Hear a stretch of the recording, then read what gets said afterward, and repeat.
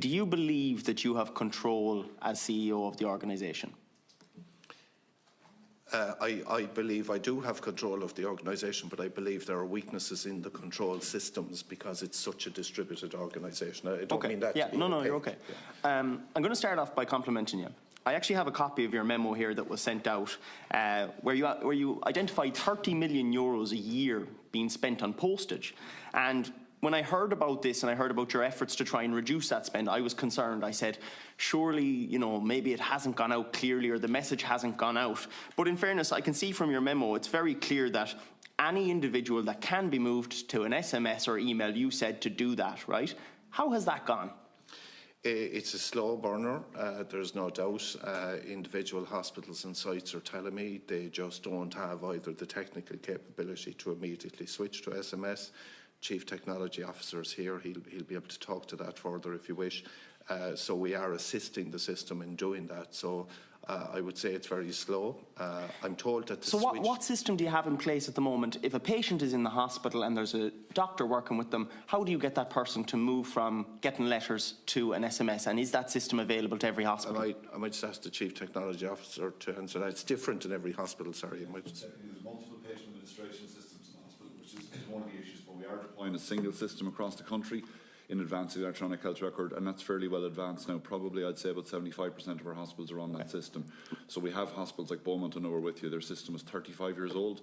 They've just upgraded 2 weekends ago. So what we've done is we've put in a standard two-way texting system, sorry, I'm under pressure on time, but which will integrate in with the system so there's no manual intervention in the middle. I'd say about 20 of the hospitals are on that, and the plan is to extend it out from there. Sarah, you're the REO for the Dublin area, right? So how is it going in your hospitals? Have you tried to roll this out and implement it? Yes, we have, and I would say it's a mixed picture across the hospitals, and I think, as Damien has said, that depends on the systems they've been on, but it's certainly where we're going, and I think it's also a if I was to ask, out of every patient that comes through the hospital every day, what percentage do you think are being asked for their SMS and email contact details? I wouldn't have a percentage to be able to give you. Do you think any patients are being asked? Yes, I think they are, yes, and I think it will depend on what hospital they visit. The point I'm making is the feedback I've received is that this isn't happening, is that the postage costs aren't going down. And there's 30 million euros being sent out in postage a year in reminder for an appointment. Here's your account statement. Here's this thing. So you're sending out 30 million worth of postage a year. And I think you were right to identify that cost has to be brought down. But I just want to know what percentage has it been brought down. And I think it's fair to say to you, Deputy, I think I issued that control earlier this year. It is a slow burner. What the system tells me is as we move now to single patient administration systems on our way to electronic health record, it's probably going to take between 18 months and 24 months to achieve a substantial reduction.